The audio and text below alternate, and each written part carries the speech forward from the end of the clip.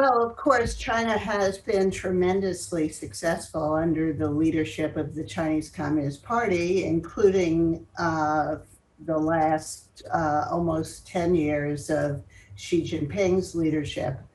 But Xi himself acts very insecure.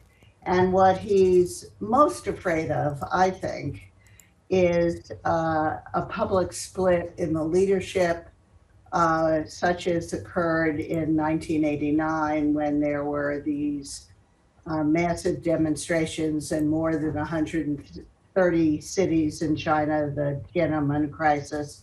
What was so scary to China's leaders then was not just the demonstrations, but the split in the leadership. And only because the military followed Deng Xiaoping's orders did the People's Republic of China survive. Then, of course, the Communist Party in the Soviet Union fell. And that, again, that unexpected event was because of elite politics, not some bottom up revolt. So I think if you look at Xi Jinping's purge in his first term done through the anti-corruption campaign, what really worries him the most is a challenge from within the political ranks of at the top of the Communist Party. When we talk so often about the potential for a new Cold War narrative, it takes you rather back, doesn't it, to sort of this Kissinger-esque worldview. Have we moved on from that in your view in terms of what Beijing is thinking? Well, I think the relationship between the two governments is the worst it's been since the immediate post-Tiananmen period. It's really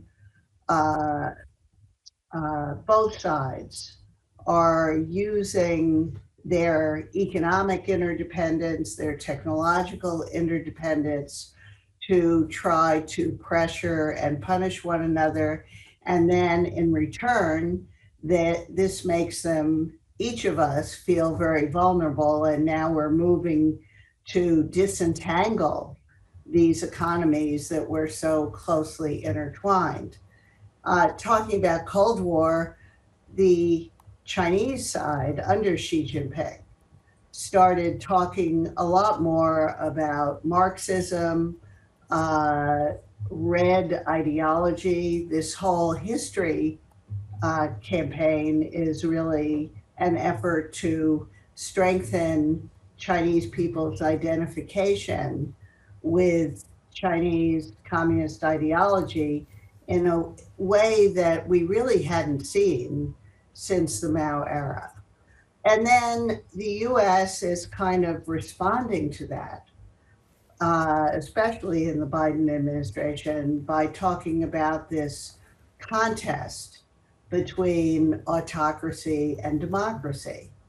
So the framing is very much kind of similar to the kind of framing that was used during the US-Soviet Cold War.